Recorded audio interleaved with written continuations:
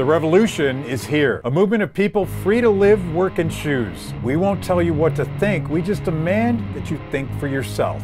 This is Kibbe on Liberty.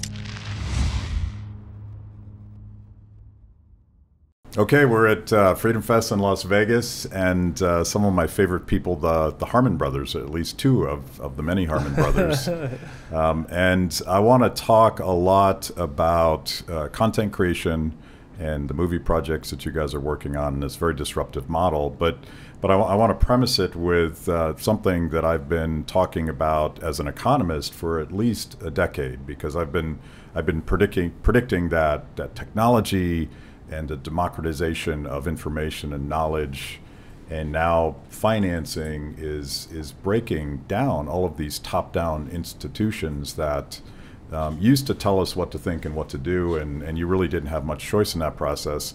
And I've been waiting for two paradigms to fit that mold, and I think big media it's already happened.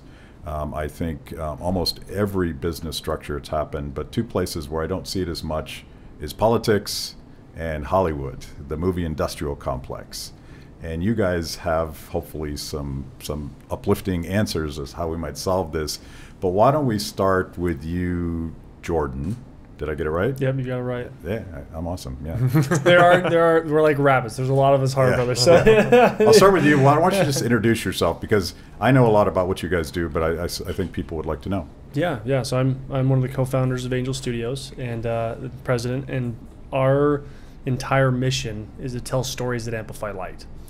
A little bit of backstory into that as to why we got into this is us four brothers, Neil, Jeff, Daniel, and I. We looked at the landscape back in 2010, 2012, 2013, and started realizing it's very quickly getting to a point where we aren't able to consume content with our kids or even ourselves comfortably, where we're just like, this is not the direction we want things to go. And so that's what kind of spurred this effort. We were about as far away from Hollywood in terms of where we come from. We're potato farmers from Burley, Idaho.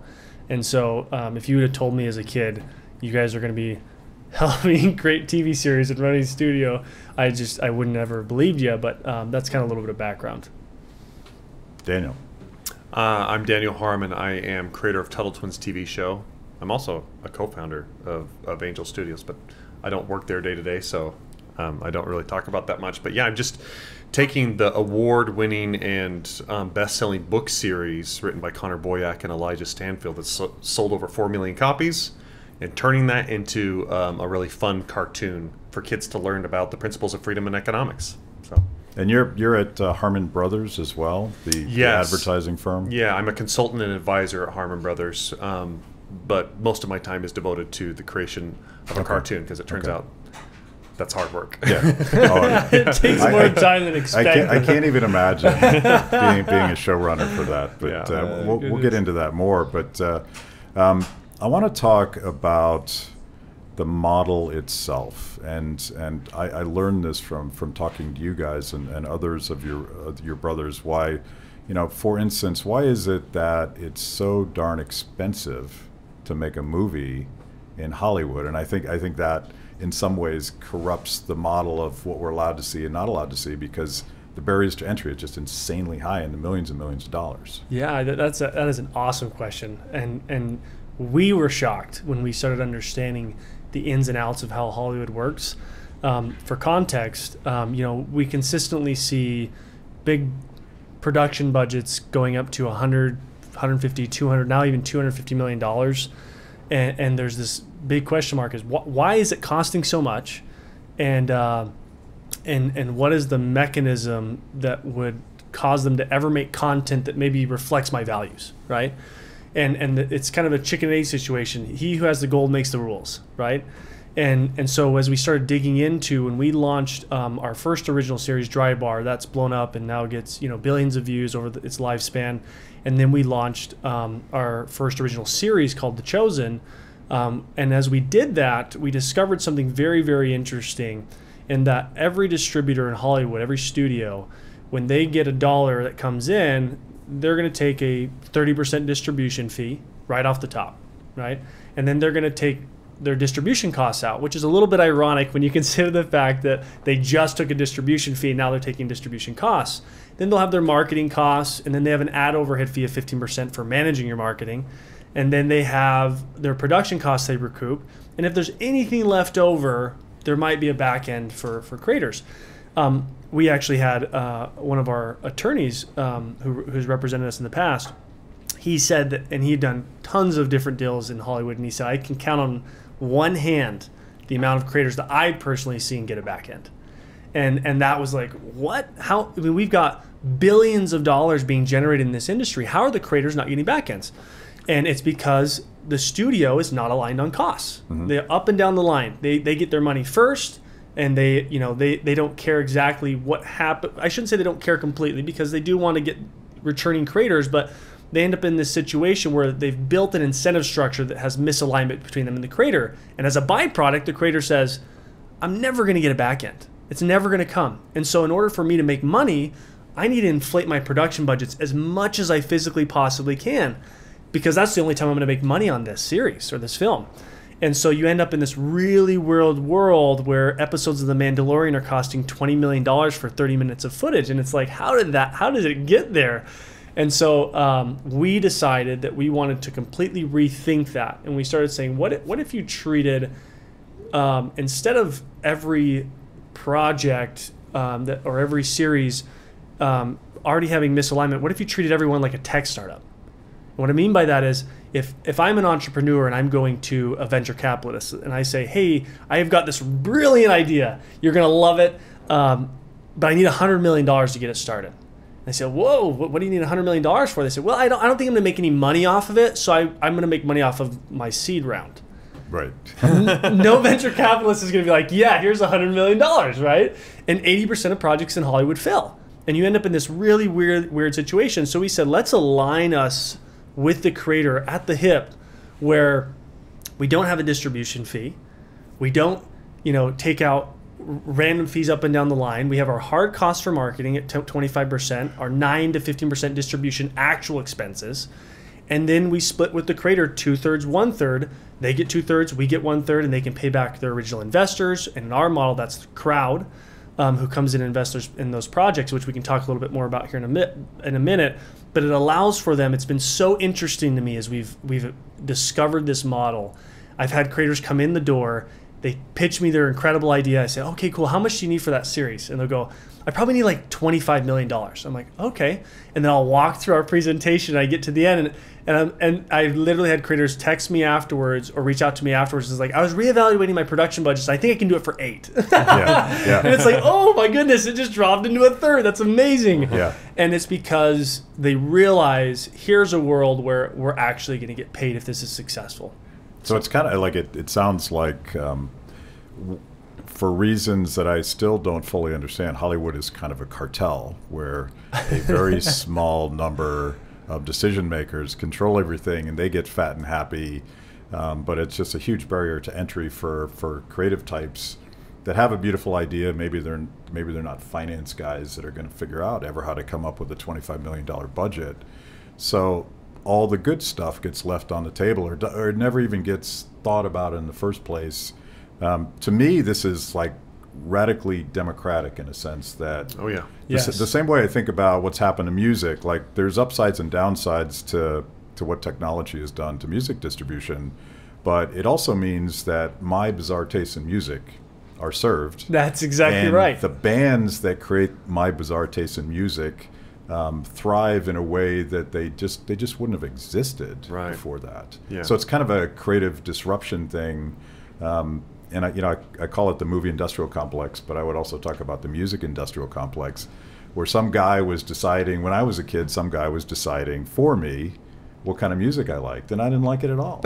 Yeah, no, for sure. And I think so much of that plays into how we were able to create Tuttle Twins as a show. I mean, it's crowdfunded, right? Yeah. So you're not going to go to Hollywood and pitch a major executive on creating a show about freedom and economics for kids, because they're not going to fund it, right? And so instead, we went to the crowd, both the people who would purchase the books and people who we felt like would be like-minded, and said, would you like this kind of a series to exist? And they said yes, like a resounding yes, when we gave a kind of a proof of concept. We developed the first pilot episode into an animatic. So it's a series of storyboards and temporary voices and things like that. So you could watch it and see kind of how it was gonna flow. It's like one of those things you watch on a behind the scenes DVD, right? Yeah. And we put that out in front of the public and said, do you want us to make this into a series, into a season? And it was over 8,000 people that said yes and invested. In fact, there was a whole bunch of them that were saying, I don't even care if I get my money back. I just want this thing to exist, right? Yeah. And so we to raised... be clear, as for Angel, we want them to get their money back. Yes, we want them to get their money back. We very much want them to get their money back because that's the only way we get our money back as well. But ultimately, we were able to raise $3.7 million, which was a world record for the amount of crowd-funded money raised for a kid show. Mm-hmm. And we even passed the Netflix series Wakfu.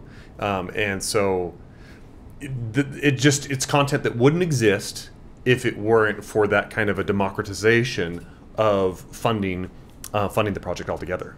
Yeah. So let's take a step back and explain where the Tuttle Twins come from, because I'm friends with Connor Boyack, and what's interesting to me as someone that runs a nonprofit, Free the People, we create content and we want people to watch it because our job is to turn people on to liberty. Yep.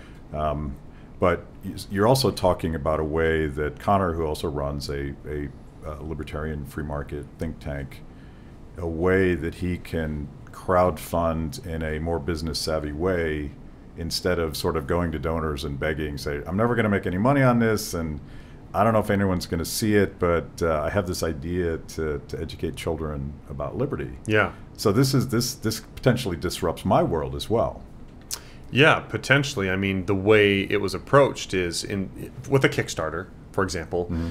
You go and you donate to the project, and you might be getting like a T-shirt back in exchange, or maybe the product itself, or something along those lines. In this case, you actually are investing in the project, right? So Tuttle Twins, the TV show, is a for-profit venture, separate from the nonprofit stuff that Connor has going on, right?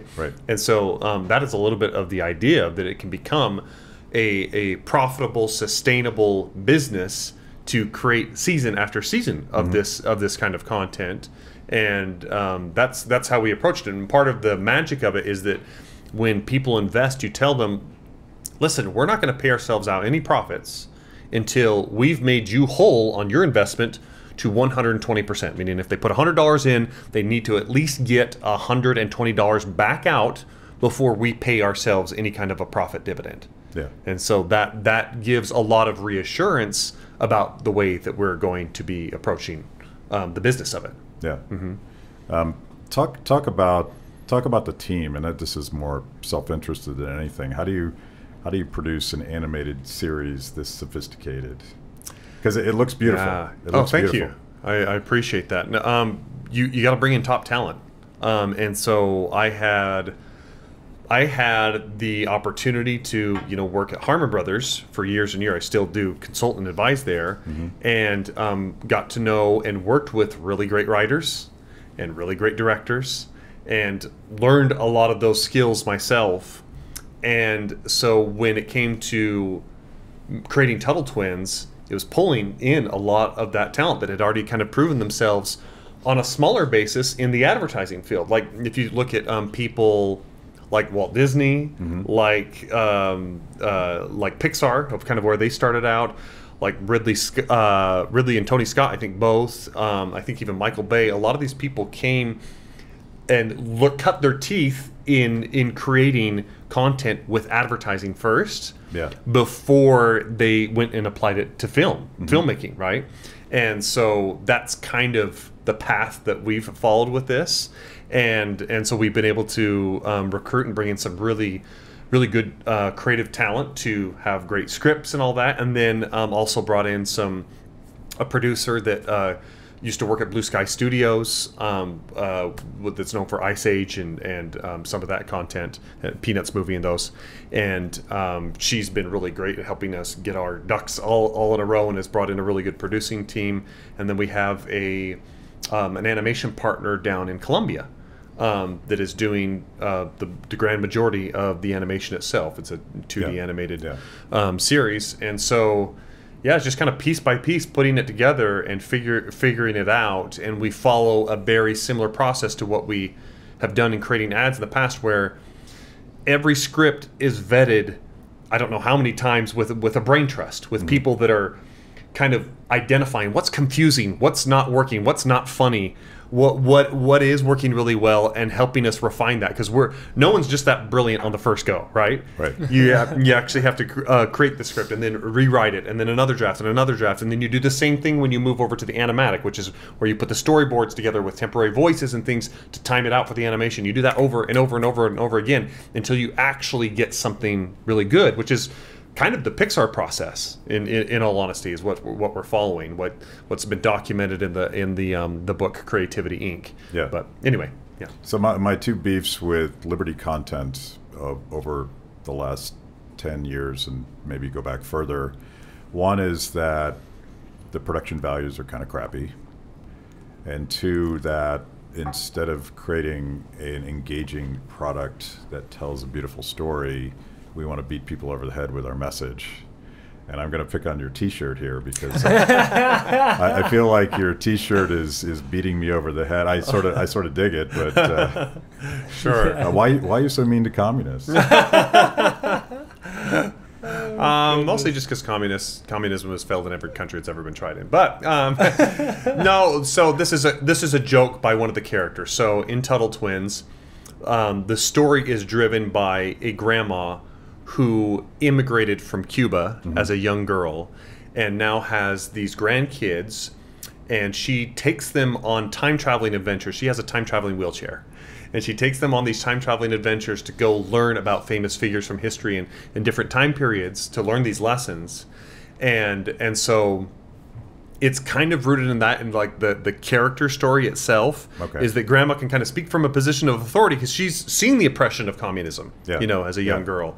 And but we are all about the ideas. We're not doing this along any kind of party lines. We almost never, I don't think we're 9 episodes in or 12 episodes in, and we haven't ever said the word, I don't think, conservative or liberal. But I think we've said Republican or Democrat like once as a joke, and we were kind of making fun of that for being too political and that kind of thing. It is really about the ideas and the principles, and we find a lot more commonality in that, and a lot more people agreeing with the content when they take it based on the ideas and thinking critically about that, rather than all the marketing badges and all that baggage that comes with it. Yeah, so it's not clickbait. It's you're trying to do something more substantial. That's right. And we have employees at Angel Studios who are on all sides of the aisle and viewpoints, and they love our model because they love that the crowd gets to dictate the content. But what was interesting to us is, as we started going down the path of being the distribution partner for Tuttle Twins, there were some people that were like, oh man, is this going to niche us into a certain market? And our goal is, how do you tell the principles and values in a broader sense across all of our projects, so that people go, oh, that was surprising, I really enjoyed it. And we've been our use cases for Tuttle Twins in particular is having employees who we know are very on left or right sides of the aisle, both coming to us and saying, that was really good. Yeah. And that's I think that's what Daniel's and Johnny's goal is with that, is to really ride that line really, really well and make it about the values. Yeah, and I have to plug our project, because it's so shockingly similar to the narrative of the Tuttle Twins. We're competing at the Anthem Film Festival here, and we have a film called The Free Life, which is about an artist whose grandmother told him to flee Cuba when he was a teenager, because she said, you're not going to be allowed to create here. They will punish you for that. But there's no, I hope that there's no like politics or ideology in there. It's a story about creative integrity. With like, it would be hard to not appreciate the fact that artists are persecuted in communist countries if you watch it with at least a little bit of critical thinking, and that was sort of the goal. Speaking of production values, I want to give a shout out to The Chosen, because that it's a phenomenon. I'd love for you to tell people just how successful it was, but it looks beautiful, and it's a great story, and that to me is that's different for our guys to make that sort of content. But tell the story. It's amazing how this thing became a phenomenon. Yeah, it's honestly quite a miracle that it is where it is today in so many facets. To give a little bit of history, I'll take a couple steps back. When we originally started Angel, which was originally called VidAngel, our idea was that we would build a product that would allow parents to mute and skip any things that they didn't want their families to see. We'd build this customer base, and then we would launch into original content after we had this large customer base. Well, the other studios didn't love that very much, and they sued us for multiple years. And as we were going through that experience, it really expedited our timeline jumping into original content. And it was interesting is we actually during that time period we had started Dry Bar. Dry Bar was doing really well, and it kept our company alive in a lot of ways. And then Matthew Faraci sent us this, we both know, sent us Jeffrey this clip, this short film called The Shepherd. And he said, hey, you've got to watch this. You've got to look at this. This might be something in terms of, what you guys are looking for in terms of an original series. And Jeff watched it, and he was like, this is it. And he sent it to Neil, and he goes, Neil, I think I found the first original series that we need to do. And Neil goes, what's it about? Before he watched it, he's like, it's a Jesus project. And Neil goes, no way on earth are we doing a Jesus project for our first original series. Like, there's just so many stereotypes that go with that and what that looks like. And we're a for-profit company, and like, how do we handle this? And Jeff says, just watch it. And so he watched it. They sat down, and Neil said, he was in that moment where everything disappeared with his headphones on. And as farmers from Idaho, watching the story of the nativity of Christ from the viewpoint of the shepherd was so resonating. We were the fringe of society. The farmers are already a little bit the fringe of society, but we were on the fringe of society. We worked for the farmers. We didn't actually have our own farm. And so he takes off his headphones and he said, this is why we created VidAngel, Angel Studios now. And Jeff said, cool, now we got to go convince Dallas to do this with us. And that was a whole nother adventure where, he knew about us, and Matthew got us connected with him, and we, flew them out to Utah, and we had incredible experiences where we felt like we were so aligned on so many areas, and Dallas, and we said, we want The Chosen to be to Angel what House of Cards was to Netflix, right? Netflix created House of Cards. It was their first real big foray into original content. It blows it out of the water for 4 or 5 years, and it allows them to build this massive customer base where they can now act as this incredible distributor. And we couldn't be happier as to how well Dallas has delivered the content. Like, you said, how did it get to that production value? Dallas puts every dollar on that screen. Mm-hmm. And he is such an incredibly gifted director in his ability to pull performances and to think through the writing and the backstory of what these different people could have went through to get to where they were, where they said, I'm going to follow Jesus Christ when he called. And so we couldn't be happier with them as a partner in their delivery on creative. It's been incredible. And so that whole journey, matter of fact, as they were saying, Dallas and Amanda were in Utah, and as they were talking to Jeff before they left, Jeff went to them and said, okay, we're really excited to work with you. By the way, we're filing for Chapter 11 bankruptcy. And Dallas was like, what? And his wife Amanda's like, well, guess we'll figure. I don't know exactly what she said, but I guess we'll figure it out.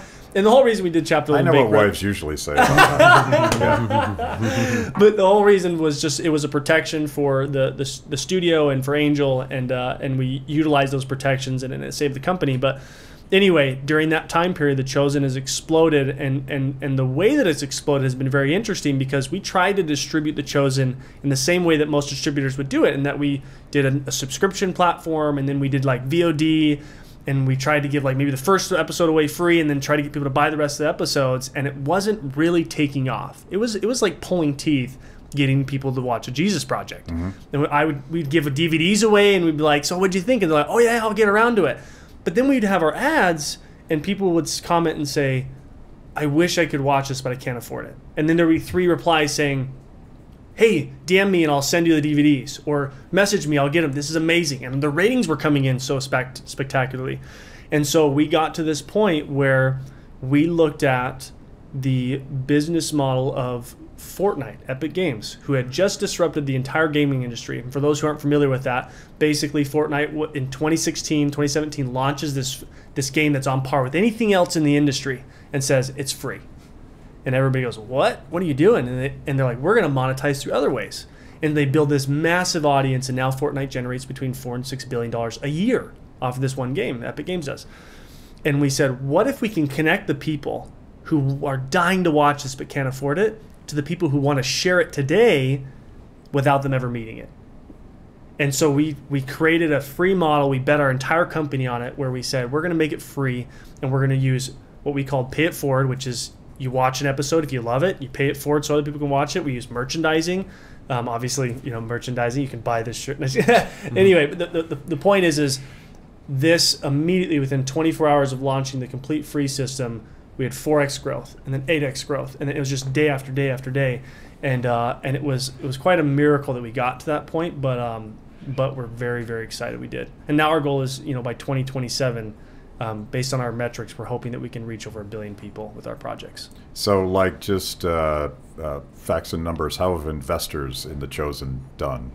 Yeah, so with The Chosen, they have a very unique situation in that they told their investors, we want to make sure that we get all 7 seasons of this completely funded so that we can make sure we get through the entire story that we want to tell, and then we're going to start distributing profits. But that being said, the project itself has been immensely successful. It's been viewed hundreds of millions of times. And across all of our projects, we've generated in the new model well over $100 million in revenue. And so we're very, very excited. But in their particular situation, the fans are dying to make sure that all 7 seasons are secured and that they get there. And so they've kind of made that commitment to them. But with most projects, the goal is that it gets to a point where it can self-fund its future season as quickly as possible. And then anything in excess over that goes to distribute profits as quickly as possible. Yeah. The model reminds me a little bit of, and this might sound weird to you guys, but I'm a big deadhead. And when I was a community organizer years ago, I read a book called Radical Marketing. And one of the case studies was the Grateful Dead. And they had, I don't know if it was purposeful, but one of the rules of going to a Dead concert was you're allowed to come in and record the show and give it away. You just can't sell it. So they were giving away their product, and they ended up creating this massive, very loyal community of fans that 25 years after Jerry Garcia's death is still a very lucrative business. But it's a big business because it's a vibrant community that sort of shares content and has a sense of common belonging. And when we engaged your community on one of our prospective projects, I immediately got that sense that there's a sense that they're protecting your brand for you, and if you abandon your brand, they're going to kick your butts. Yes, and I love that you bring that up, because it's a perfect segue into how we greenlight content. And you got to experience this firsthand. But one of the things that's really important to us is we believe in the wisdom of crowds. And we believe there's actually a book called The Wisdom of Crowds where they give this analogy in the book where this psychologist was going through and trying to prove that only the elite can make decisions for society. And he goes to this fair and sees this cow on display, and everybody's putting in their guesses, and the closest guess gets a prize. And afterwards, he asked to collect all the responses, and he looks through the 900 responses, and nobody's even close. And he's like, "This is proof that people are idiots. They can't make decisions. Like they're not smart enough." Yeah. But then he looked at the data a little differently, and he took the average of all the 900 plus responses, and the answer was 1 pound off from the cow. And the interesting part about that for us is we believe that it's much easier to corrupt a few than it is to corrupt a crowd, a community, a huge crowd. That's so much more difficult. And so we've built what's called the angel jury, which is anybody who's ever invested in the Tuttle Twins, freelancers, The Chosen, any one of our original content pieces, they become the gatekeepers of Angel's original content. And they're asked 2 questions for every project that's submitted. And when a project's submitted, they submit like a short film or a pilot episode or a torch. We call it a torch, but it's basically a proof of concept piece. And they're asked, does this story amplify light? Because that's our mission, is to tell stories that amplify light. And two, if this was never made into a series or a film, how would you feel? This is called the Shawnellis Test. He did it on Slack back in the early days. It proved Slack's success, and the 3 answers he gave were, with Slack's customer base, if Slack didn't exist tomorrow, how would you feel? Very disappointed, somewhat disappointed, or not disappointed. He didn't care about somewhat disappointed or not disappointed. He just wanted to know how many people would be very disappointed if Slack didn't exist. 54% of people come back and say, we love this product, we'd be very disappointed. He says, we've got something special here, we need to double down. And lo and behold, it sells for $27 billion last year. And so every project has to get past, right now, 40% at a minimum of people saying, I'd be very disappointed if this didn't come about, which is not an easy thing to do. 90-something% of projects fail that step.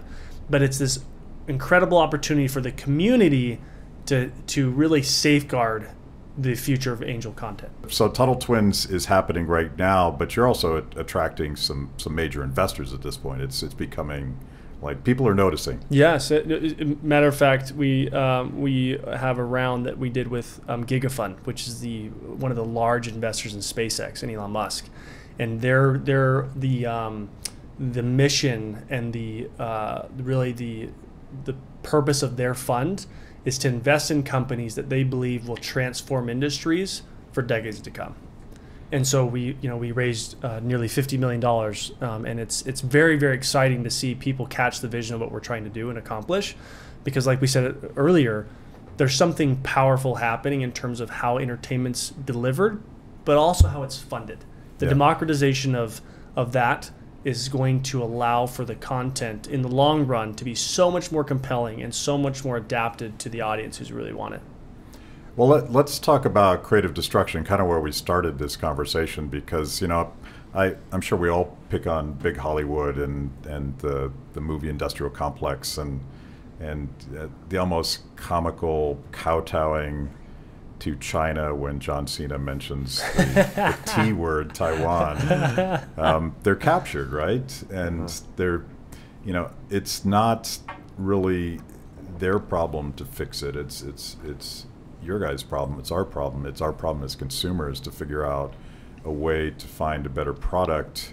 You mentioned the wisdom of crowds, and I drive my wife crazy because I'm an economist and I love to quote dead guys. Yes. And I constantly am quoting this this guy from the 1700s, Adam Ferguson, who is credited with coming up with this idea of the wisdom of crowds. It was a Scottish Enlightenment philosopher who basically said, you know what, no matter what governments do, people figure stuff out. And you can try to manipulate them and you can try to direct them, but they're going to figure it out for themselves. And I feel like that's where we are here. I mean, you guys are facing the market right now. What do the incumbents think about you? Like, are you getting blowback? Have they noticed yet? Are they coming after you? Have you lawyered up? I think, interestingly enough, because our model is so, they definitely know about us. The answer is an absolute yes to that. We've had multiple creators that we've actually brought on who had worked with them or were working with other studios, major studios. And that's been one of the interesting things about our model, is I originally thought, okay, this is the perfect model for any indie filmmaker who can't get a chance, because it's all based on your merits and what you put together and how you present, and we help them get there and connect with their community.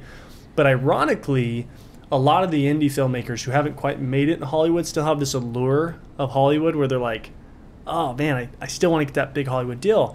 And the majority of people who we've been bringing in and signing distribution deals with have been people who have done it in Hollywood. They've had massive Netflix series or Disney deals or Universal or whatever it is, and they realized how broken and convoluted the systems were in there, and they said, yeah, I'm not. The moment this became available, I was like, I want that. And so I think they're definitely on notice, but we have the advantage in that there's a book called The Innovator's Dilemma, in that because we're serving a market that they haven't served in a long, long time, it sometimes takes a long time for them to realize it. Mm-hmm. In that it's not on their radar. They see us, it's there, but the reality is they're not really contemplating the full magnitude of what's approaching their doorstep. And that's a pretty common consensus when you look at different industries that have been disrupted. If you went and talked to anybody who was in the incumbents, they would have said, maybe in retrospect, they'd say, yeah, we knew, right? But the reality is they didn't really know and didn't really contemplate the full magnitude of it.